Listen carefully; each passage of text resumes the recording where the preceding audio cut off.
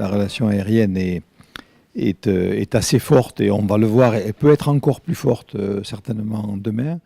Elle est bien sûr Airbus et tout le système Airbus favorise ces relations, mais pas seulement, hein, pas seulement, puisque la relation avec nos amis allemands est aujourd'hui quand même essentiellement tournée vers Francfort et vers Munich, c'est-à-dire aussi vers des destinations et des aéroports qui permettent une correspondance très large. C'est-à-dire que peut-être Philippe le dira tout à l'heure, mais la part de correspondance, c'est-à-dire de Toulousains qui vont à travers Munich, à travers Francfort, ailleurs dans le monde, est très forte. Donc on voit qu'il y a à la fois cette relation directe franco-allemande, et je pense qu'on verra tout au long des débats qu'on peut beaucoup l'améliorer, et il y a des choses encore à faire en matière de ce qu'on appelle du point-à-point. Et bien sûr, cette force des aéroports, des deux aéroports allemands, des deux hubs de Lufthansa, qui quand même rendent la destination Allemagne-Francfort-Munich très importante pour aller desservir le monde entier, en particulier tout ce qui est vers l'Est de l'Europe. Donc c'est ancien, ça monte en puissance. Et je pense que ce qui est en train de se passer aujourd'hui, c'est qu'effectivement, il y a, comme partout ailleurs, du point-à-point avec des compagnies low cost qui commencent à se mettre en place.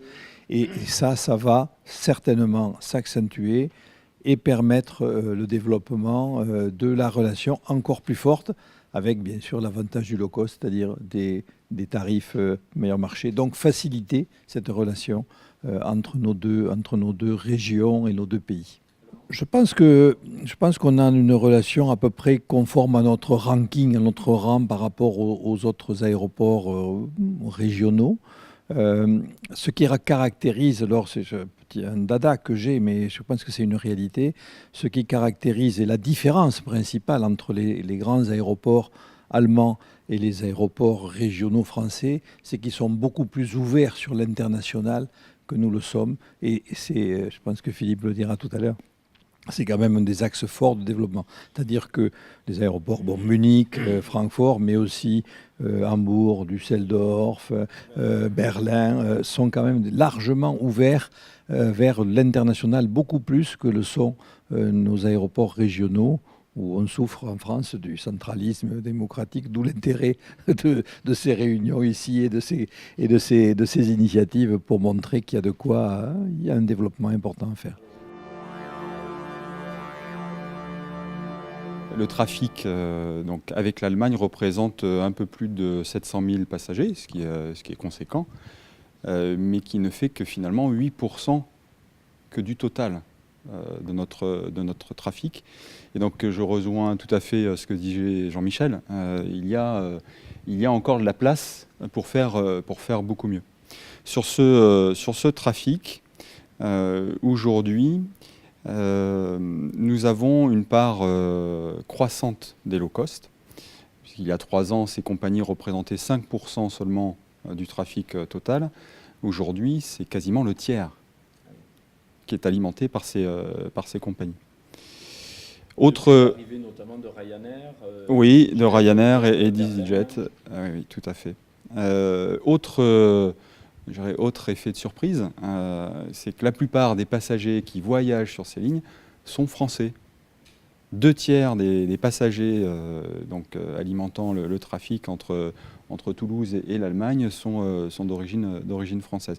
Bien sûr, avec une part prédominante du motif affaires, d'où probablement des poches de développement, des potentiels de développement, à la fois d'attractivité, convaincre nos cousins germains de venir nous voir plus souvent, mais également de continuer à développer le trafic loisirs et à motif familial. Au total, le trafic de correspondance représente la moitié du trafic, près de 50%.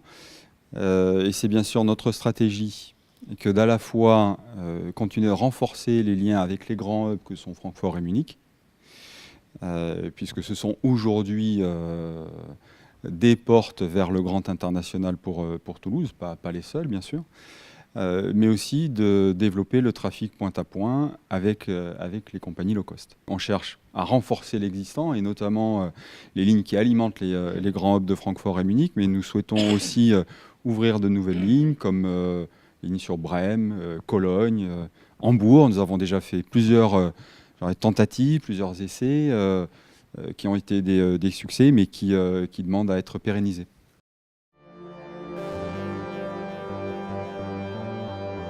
Il y a cette relation industrielle entre Hambourg, et pas seulement Hambourg, entre l'Allemagne et Toulouse.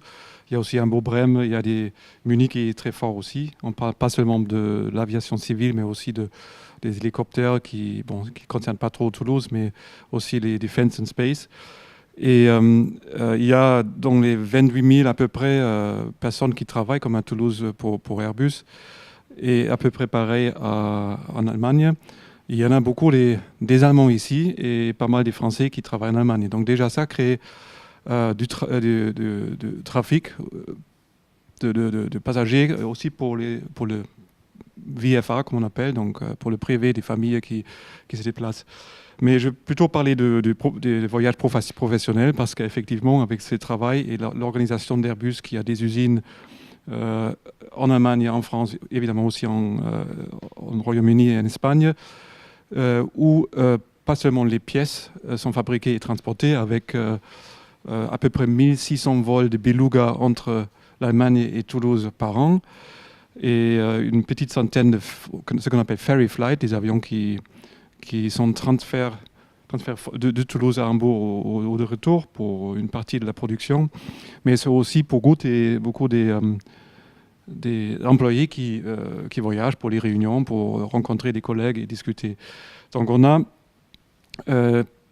pour le mettre en perspective avec les chiffres de M.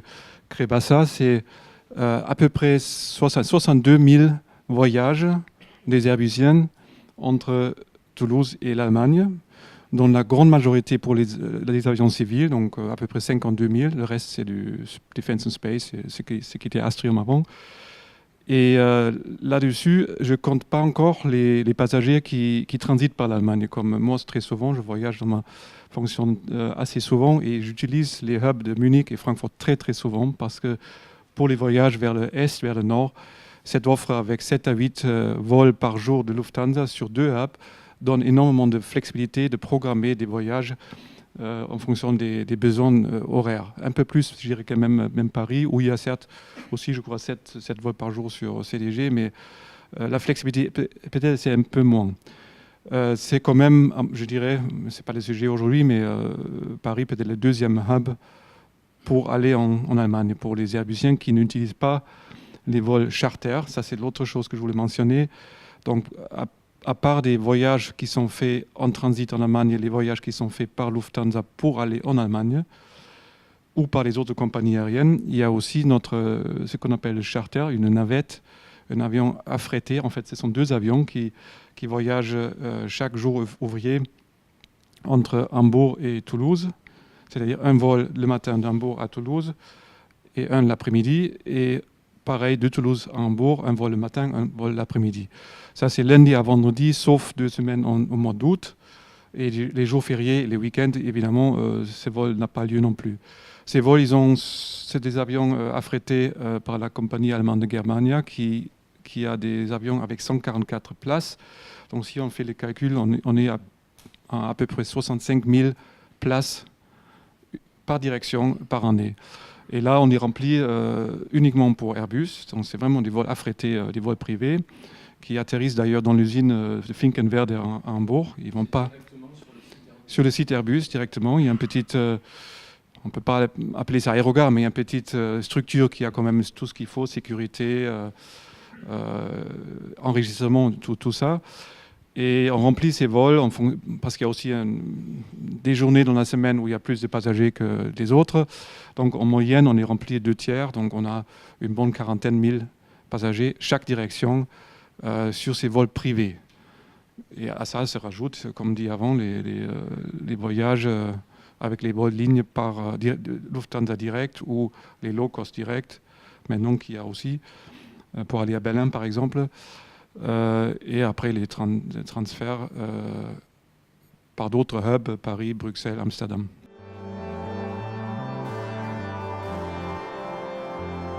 Les relations des aéroports ne sont pas trop fortes.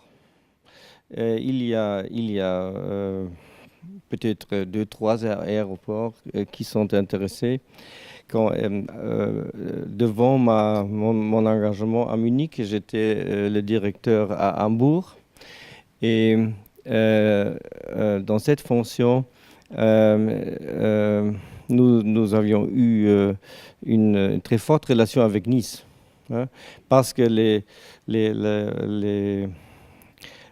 aéroports étaient pareils, le nombre de passagers, le nombre de vols et le rôle dans le système des aéroports dans le pays. Mais entre les grands aéroports, par exemple Francfort et Paris, il y a une relation forte parce qu'on parle sur des intérêts communs contre l'EU ou les institutions européennes pour le régime de régulation et quelque chose comme ça. Et aussi définir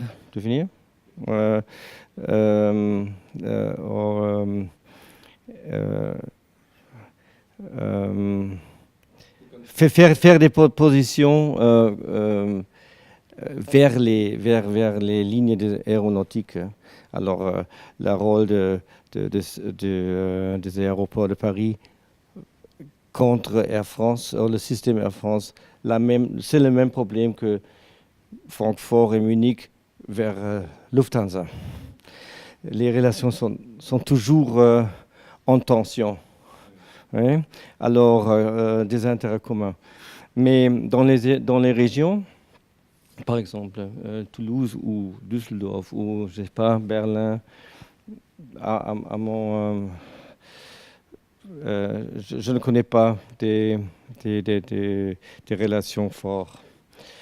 Mais ça peut changer parce que aussi le développement du marché français devient plus décentralisé.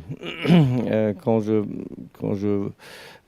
regarde nos vols que nous avons à Munich, je pense que le réseau est assez bien aussi, hors Paris. À Paris, of course. C'est la capitale, mais on a... Oui, mais on a trois vols à Toulouse, par exemple, mais aussi à Montpellier, à Marseille, à Nice, à Nantes, à Lyon, à Lille, à Paris, à Bordeaux. Alors le réseau est assez développé, mais ça dépend au rôle du hub. Yeah. Mais avec low cost, je pense la seconde stage de développement devient décentralisé. Et vous avez dit qu'il y a 2/3 des passagers sont français dans les relations franco-allemandes. Je pense que ça c'est une des raisons est que la France, pour les Allemands, est un pays pour voyager dans la voiture. Hein. C'était la mode traditionnelle de visiter, de rester pour 2-3 semaines, quelque chose comme ça. Et était très, très cher de prendre un vol. Mais ça change. Alors, je pense qu'il y a une bonne chance réalistique avec, par exemple, le développement de Eurowings. Alors, Allemagne a un système low cost, développe un système low cost au moment. Et je pense que les aéroports moyens, régionaux, c'est une chance pour elle. Et une compagnie là, comme Volotea, par exemple, développe cette marché EasyJet aussi.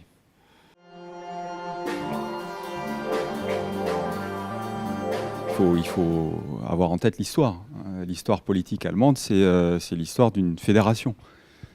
Et donc, je crois que la France, l'économie française de manière plus générale, est en train d'une certaine manière de s'émanciper d'une histoire culturelle et politique qui est appelée à la centralisation. Et là, en l'occurrence, les vecteurs de cette émancipation, ce sont les low cost.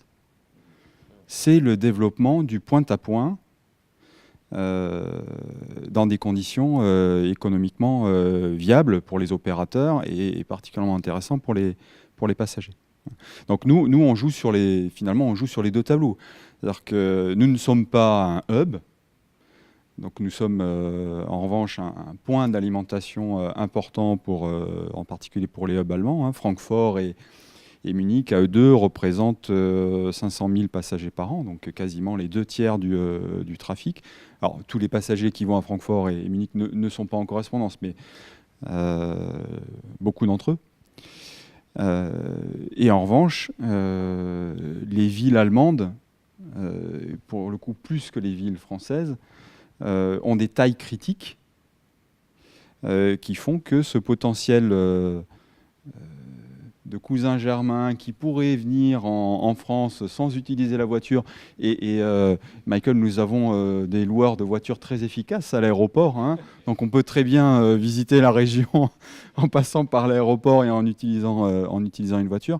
Je crois que ça, c'est vraiment un vecteur de développement dans la relation franco-allemande, au-delà de la relation économique.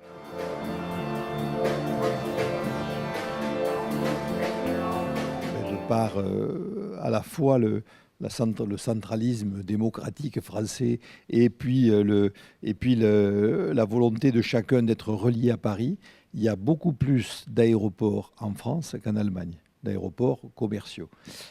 Donc on a et ça c'est la caractéristique des aéroports français, on a beaucoup de petits aéroports. Alors qu'en Allemagne, avec les Länder, les régions qui sont très fortes, il y a des points d'accroche régionaux qui sont bien sûr des aéroports, qui constituent des aéroports bien plus importants. Donc bien sûr, vous savez, dans le système aéroportuaire, il n'y a pas de secret. Les gros aéroports, à partir d'une certaine taille, marchent tout seuls, si j'ose dire, c'est-à-dire font leur investissement, n'ont pas besoin de subventions publiques et gagnent de l'argent. Les petits aéroports sont subventionnés et ne fonctionnent qu'avec de l'argent public. Il n'y a pas de mystère, c'est vrai en Allemagne, c'est vrai en France, c'est vrai en Europe. C'est une caractéristique générale. La caractéristique, c'est qu'en Allemagne, il y a beaucoup de gros aéroports et en France, il y en a moins. Donc, effectivement, le système, à la base, est un peu différent et de par sa structure elle-même, est différent. Alors après, l'évolution du fonctionnement des aéroports, de la gestion des aéroports, a aussi le fruit de l'histoire. En Allemagne, on l'a vu, des régions fortes, et puis Michael va le dire, des aéroports qui fonctionnent comme une entreprise, mais avec une part publique forte. Il va nous dire l'exemple de Munich. Il y a aussi des investisseurs privés qui apparaissent très fortement, des choses qui n'existent pas en France. Il le dira mieux que nous, mais une coopération très forte avec Lufthansa qui fait qu'il y a Lufthansa investi aussi sur l'aéroport, donc ça on ne le connaît pas en France. Et en France, on a eu un système très centralisé, c'est-à-dire très étatique, jusqu'il y a 10 ans, 15 ans, 2004-2005, donc c'est resté comme ça, et qui a éclaté, et qui aujourd'hui, effectivement, fait largement appel à des entreprises privées pour la gestion de ces aéroports. C'est vrai pour tous les petits aéroports, puisque c'est des gestionnaires, Vinci, Edeis, Aegis, etc., qui gèrent pour le compte des régions et des collectivités ces petits aéroports. avec des subventions, puisqu'ils n'arrivent pas à l'équilibre. Et pour les grands aéroports, il y a eu la réforme qui, effectivement, a conduit aujourd'hui à avoir des sociétés avec une gouvernance aujourd'hui pour nous nouvelle, mais aussi avec des actionnaires privés, les Chinois ici, les Italiens à Nice, les Français à Lyon, et puis ça va continuer avec ADP. Donc vous voyez, une évolution qui tienne compte de l'histoire et qui donne et qui tend quand même à un modèle qui va vers le même sens, c'est-à-dire des entreprises qui gèrent les aéroports. Et ces entreprises font de plus en plus appel à des investisseurs privés, même en Allemagne. Et je pense que Michael est mieux placé que moi, c'est quelque chose de général que l'on voit en Europe et même dans le monde. C'est un mix. L'évolution était que on avait eu un système de propriétaire public, hein, normal. Au moment, Munich est peut-être un old boy, hein, parce qu'on a, on a le land, la République fédérale et la vie. C'était le système traditionnel. Hein. Les trois, le land, la majorité avec le land, quand on a un intérêt national, aussi la République fédérale et toujours la ville, hein, ou la région, la ville. Mais ce système a changé avant environ 20 ans, 15 ans, parce que la privatisation, l'idée de la privatisation est d'obtenir de la monnaie pour des investissements. L'idée de Margaret Thatcher, hein, parce que le premier aéroport qui a été privatisé, c'était BAA de Londres. Et le système, cet aéroport, était modifié en Allemagne, alors permettre des intérêts privés dans les aéroports. Et un des premiers aéroports était Francfort. Francfort est listed à la bourse.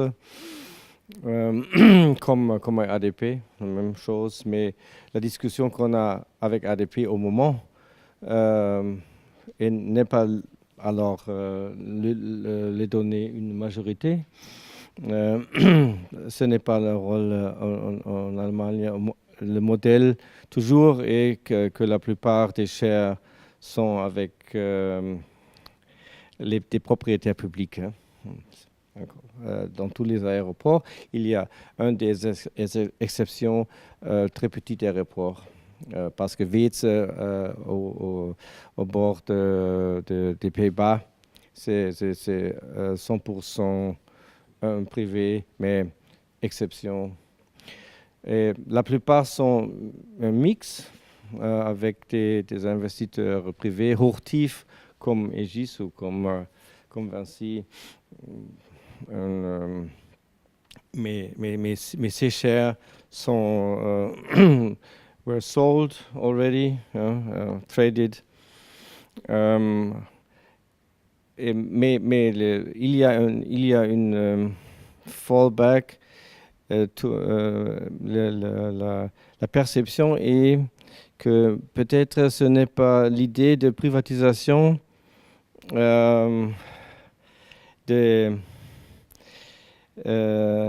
d'infrastructures et got in twist to be cautious, hein? Parce que la discussion a changé. Les grands aéroports sont très profitables. Alors, dans mon cas, l'aéroport de Munich, on n'a pas besoin de capital de quelqu'un d'autre. Nous sommes très profitables. On finance les terminals, on finance une troisième piste tous, et on finance aussi infrastructure du chemin de fer. Hein. Alors, et on paye des dividendes, tous. Alors, une situation très, très bonne. Mais la spécialité à Munich est qu'on a une joint venture avec Lufthansa pour un terminal complexe. Alors, ensemble, Lufthansa et Munich a planifié, financé et opéré le terminal, le grand terminal. Et l'expansion est fait la même chose. Alors ça marche bien, mais prenez 10-15 ans pour get used to it, hein, pour la relation. Alors, le résultat est que Lufthansa, la bataille de Lufthansa, ou la confrontation de Lufthansa vers l'aéroport devient plus difficile. Hein. Les arguments doivent être plus bons. Et vice versa, la même chose. Et ça marche, et c'est un des secrets que le développement de Munich était très bien, parce que, in the end, the give and take était participer au résultat de l'aéroport, mais des développements stratégiques de Lufthansa à Munich en face de Francfort. Alors, cette année, le dernier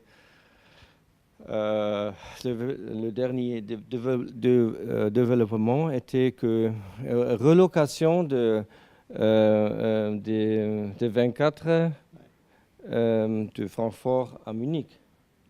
Relocation de Francfort à Munich.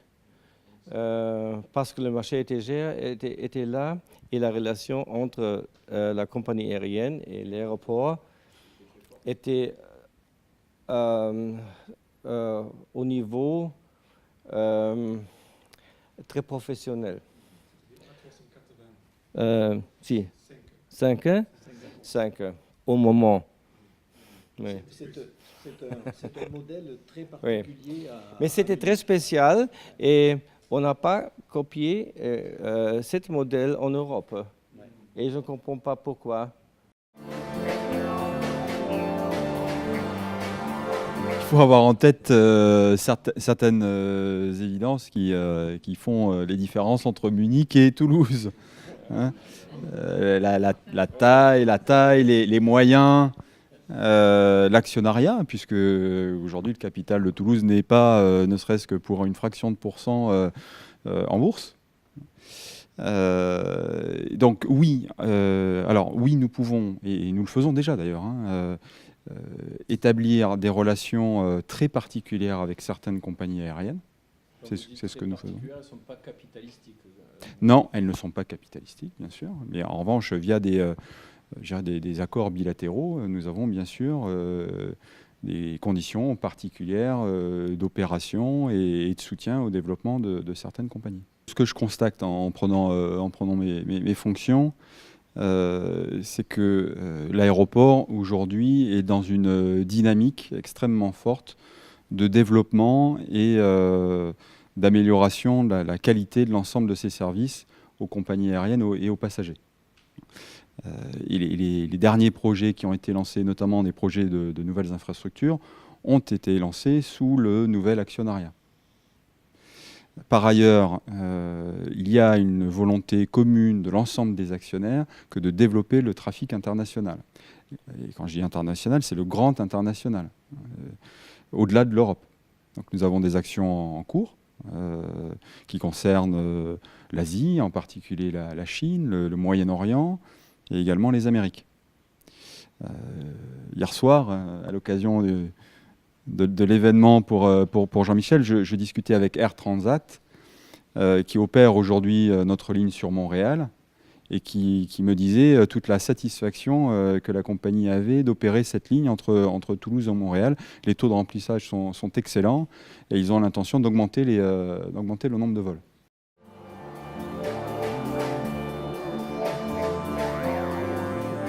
c'est quand même un peu choquant que Michael, tout à l'heure, quand il va prendre l'avion, et quand il est arrivé, et tout le monde c'est pareil, à Toulouse, eh bien, on vous demande d'avoir un contrôle de vos documents. Alors qu'on est toujours dans Schengen, et que effectivement, normalement, dans Schengen, il y a une libre circulation des personnes et des biens.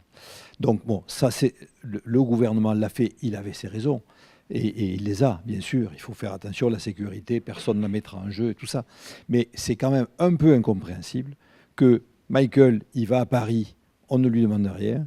Il vient à Toulouse, on lui demande de montrer son passeport avec les contraintes que ça impose à la gestion de l'aéroport et les contraintes que ça impose aux passagers qui attendent. Parce qu'en plus, en France, on est quand même sous-développé, je pense qu'on va avancer, on est sous-développé en matière de contrôle documentaire et de méthode documentaire. Donc c'est quand même un peu choquant, et je pense que dans le cadre d'une quinzaine franco-allemande, comme vous l'organisez, on doit interpeller les autorités en disant, mais attendez, pourquoi on contrôle tout le monde entre l'Allemagne et la France, entre Munich et Toulouse, Francfort et Toulouse, alors que Michael va le dire, chez lui, le contrôle des personnes, aussi bien documentaires, documents, passeports, que la sûreté, sont faites de façon très sérieuse. Je veux dire, on n'a pas affaire à des pays exotiques, en l'occurrence. Bon, donc c'est un peu incompréhensible. C'est des mesures que le gouvernement ne veut pas lever, adapte, mais ne veut pas lever, qui sont vraies uniquement sur les aéroports régionaux, qui ne sont pas vrais à Paris, parce qu'à Paris, c'était impossible à faire, qui ne sont pas vrais sur les petits aéroports, parce que l'État ne sait pas le faire. Donc, on est dans un système depuis 2 ans qui est quand même incompréhensible, et il faudrait savoir comment on va s'en sortir, comment on va revenir à un système normal dans les relations, alors qu'avec certains pays, on prenne des précautions. C'est le rôle de l'État, et c'est le rôle. Mais aujourd'hui, on est quand même dans une situation curieuse. Et ça induit que le passager, tous les jours d'Airbus, il faut que vous alliez un peu à l'avance à l'aéroport et vous attendez le soir, demi-heure, parce que le soir, on arrive, il y a beaucoup d'avions qui arrivent en même temps. C'est assez fréquent qu'en arrivant de Munich, de Francfort, on attende demi-heure pour passer le contrôle passeport. Alors on va l'automatiser, on va la régler, mais pourquoi y a-t-il un contrôle alors que chez eux, il n'y en a pas? J'étais en Espagne la semaine dernière, vous arrivez de l'Espagne, vous passez la frontière à 100 à l'heure, à 90 pardon, parce que c'est la limitation, à 90, c'est 100 d'un côté et 90 de l'autre, donc entre les deux, personne ne vous demande rien. Vous venez de Barcelone en avion, vous êtes contrôlé. Bon, alors, en tant qu'UAF, on a posé la question de multiples fois, on nous a dit c'est la sécurité, etc. Donc c'est bien, c'est normal la sécurité, c'est un enjeu que tout le monde respecte, et surtout dans le domaine aviation, c'est quelque chose que l'on connaît, et on sait que la cible aéroport est très importante, mais quand même, quoi, hein, c'est un peu incompréhensible. Donc je pense que c'est une bonne occasion pour dire, écoutez, comment ça se fait qu'avec l'Allemagne, on fasse des contrôles à l'arrivée et au départ, uniquement dans nos aéroports régionaux. Voilà. Parce qu'en plus, ça complique la vie des compagnies aériennes, ça complique la vie des passagers, ça complique la vie des aéroports. Voilà.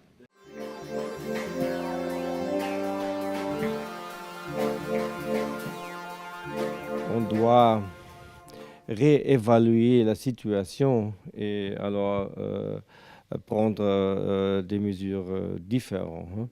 Alors, en Allemagne, de temps en temps, on choisit quelques vols. Quand on a des intelligences ou des informations, on prend quelques vols avec des mesures plus fortes. Mais pas un système, pas tous les vols. Hein. Ce n'était pas possible parce qu'on n'a pas le staff, hein? On n'a pas de police.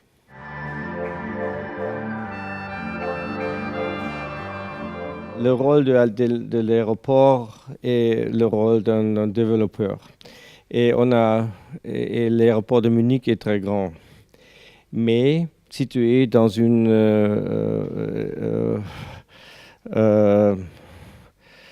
in the countryside, hein? À la campagne. Alors, il y a beaucoup de pression au moment dans le marché du travail parce qu'on n'a pas des des travailleurs, pas encore dans la région. Et il y a beaucoup de pression pour le marché des maisons. C'est dans toute la région, mais l'aéroport qui produit environ 500 à 1000 jobs par an. Ça, c'est une threat, une menace pour la région. Alors, les relations et le rôle qu'on veut avoir de l'aéroport est pas seulement de développer le trafic, mais joue un rôle actif avec toutes les questions d'infrastructure et d'infrastructure. Par exemple, l'aéroport a construit un kindergarten. Qu'est-ce que c'est en français? Oui, kindergarten. Alors, nous avons une kindergarten à l'aéroport. Mais l'aéroport commence à construire des bâtiments pour leurs travailleurs. Et aussi l'infrastructure, chemin de fer et trafic individuel. Alors, rue et quelque chose comme ça. Ça, c'est un peu possible parce que nous sommes contrôlés de l'État. Alors, le land. Alors, la question toujours est, voulez-vous avoir les dividendes? Et je dis, non, je ne veux pas vous donner le dividende. Mais peut-être on peut faire un deal, commencer faire le améliorer ou fasten, speed up les relations chemin de fer, quelque chose, parce que normalement quand des institutions d'État doivent décider sur un investissement, ça prend 20 ans. Et l'aéroport peut être plus vite parce que, in the end, c'est une décision d'entreprise, of course, avec le gardeur des politiciens. Alors ça peut être plus vite. Alors on pourrait utiliser la vitesse de l'aéroport, la vitesse relative de l'aéroport pour détentionner ces problèmes. Je sais que c'est un problème de luxe.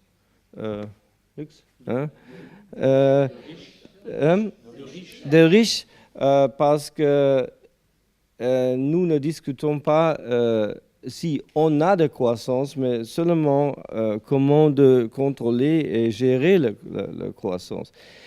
Mais la perception de l'aéroport est que nous sommes responsables pas seulement pour le développement du business de cet aéroport, mais aussi toutes les facettes du développement dans la région. Et quand nous voulons avoir de croissance, on discute pour 15 ans au moment une troisième piste à l'aéroport de Munich pour pas avoir beaucoup de tensions dans cette question. L'aéroport doit avoir un rôle respectable et of trust confiance, oui, de confiance. Et ça, c'est important. Alors, une part de nos investissements sont dans la région.